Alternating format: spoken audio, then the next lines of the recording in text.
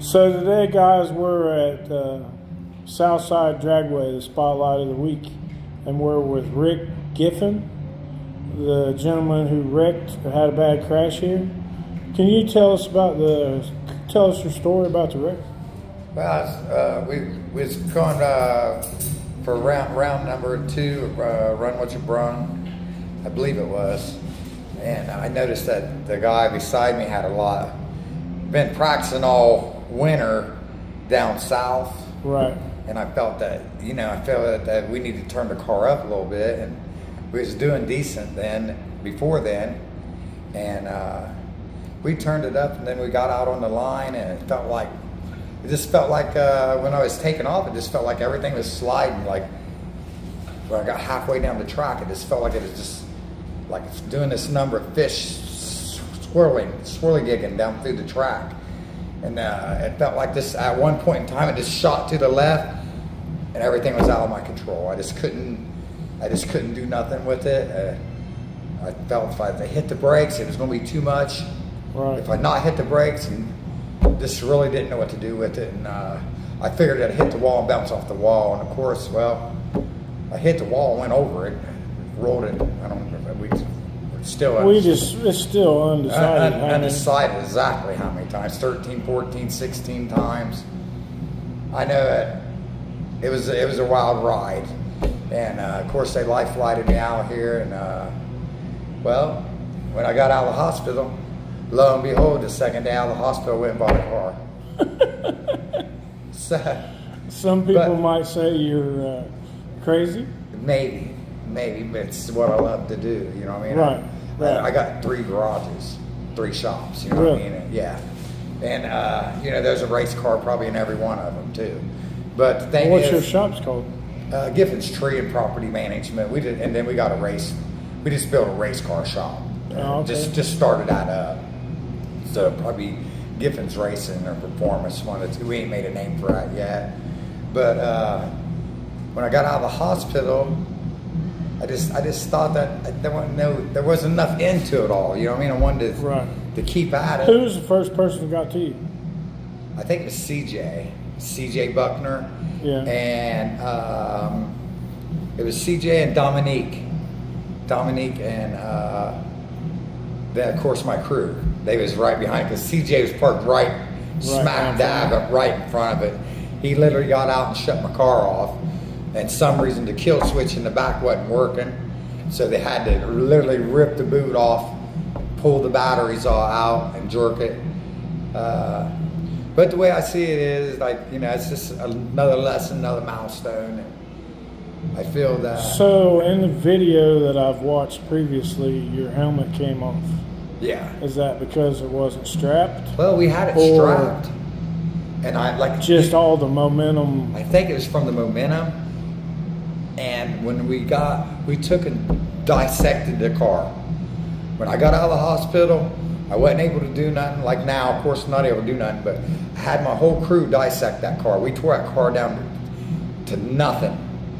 And we found out that the rear heim joints, on the driver's side, was froze up, and one of the nuts come loose and backed out. So we went from there, and I just went ahead and bought another car and putting all the parts onto that. But the end of the story is that, safety's first, okay?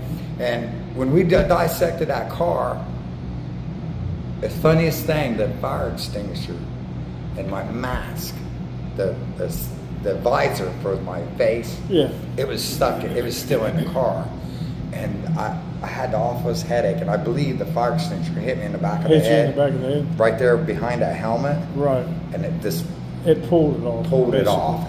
But the snap, I've always had problems with that snap. It snap, you know what I mean? Right. So I don't know, but I know that my guy, we have a routine. I leave the helmet in the driver's seat or the passenger seat. He'll come around and hand me the helmet. That way he knows and sees everything I clip, and I'm in there. So I feel that if it wasn't for the safety of the car. So were your belts, your shoulder harnesses strapped tight? I don't think they were. I just think they were. I don't think they were as tight as they were, because we started working on that car, and I don't think I had them as tight as I should have had them. Just being quite honest with you.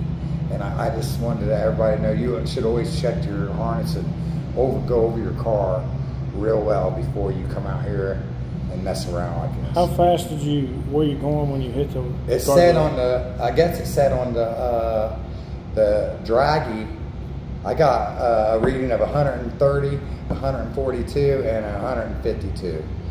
And so it was probably 580 pass? And a 588 pass is what it was, rolling through a 588 pass. So it's hard to tell what it was doing before then. So we're real lucky to be here talking to you. And what all injuries did you sustain from it? I have a L12, I believe, and a C1 cracked, and I got 6 broken ribs, and they put bridge plates in all my ribs. I've had whiplash, and I had big slashes going through my head right there. That was probably that was because I was bleeding out. Right. And if it wasn't for that, I don't know if they'd life flighted me or not, but I believe it was a bad crash. I'm not going to say, I guess I'm trying to say it looks worse than what it really was, but it was pretty bad. It was pretty bad. It was pretty bad. So I can't really come out and say that. But yeah, it was pretty bad. Yeah. So we're back at it. We're here. So what's the new car? The new car is a 89 Mustang. It'll be methanol with a 98 103 turbo. How big is the motor that was in the car you wrecked? It was a 408. It was right around about 1,100 horse. It was doing its job. Right. We had it a couple different places. It was doing good, and that's why it was making it so confusing. Like, we come down here to a perfect, it's a good, nice track here. Right. You come down here, and then it makes it right straight, stage left. It looked like it. From what I seen, it looked like maybe the front brake may have locked up. Is the reason it went right. But now you're saying the Heim never hit the brake one time in the car. Right. Yeah, I mean, you can see it going down through the video. Like, never touched the brake. I mean, it literally looks like I took the steering wheel and just cranked it to the left. Right. Right. And we're here to find out. It was the Heim joints on the rear end. That driver's side was froze up. And then one of them backed out, and of course, changed everything. Changed the whole demeanor of that car up, and well, you see the aftermath of it. Like, there's not much left of the car. The whole body shot on the car. The roll cage worked. Everything worked on it, but the whole body of the car shot. Everything else is good on the car. So how fast you plan on going with the other car? Well, we're hoping to get down into the low 5s, 4 seconds. We're hoping. How much longer did the doctor say you got to wait before you can get back in the car? I don't know. They were still talking because we had to wait for our records to come from West Virginia to Ohio. So, and I've not got to the spinal doctor yet. I've been to the vascular doctor, and he's telling me to take it easy 4 months. 5 months. So I'm saying next year. Next year I'll be out and back at it again if I don't put somebody in a car. So I just love to do it. I love building them. I've done it all my life, and I'll never quit. I'll probably die out here one day. You never know. Were you mad at the guy that put the footage out on Facebook and YouTube? I wasn't. I wasn't mad at him. I felt that he more disrespected, somebody else's concerns down here, Ben and Earl. Right. They didn't want that to come out. Right. And I still yet not posted. I'd share it with you or one of my friends or something. But I feel that the guy wants to post my videos, just keeping it real, wants to post my videos, and he lives in the next little pee-hole town over, but. He can't accept my friend's request. So, but anyways. Well, don't feel bad. Mr. Bill Lutz, I'm sorry I ain't up to your ladder there, but, it goes on. And like I said, if he wants to post that on, he's probably would never come down here and race, you know what I mean? Well, you probably don't even have a car.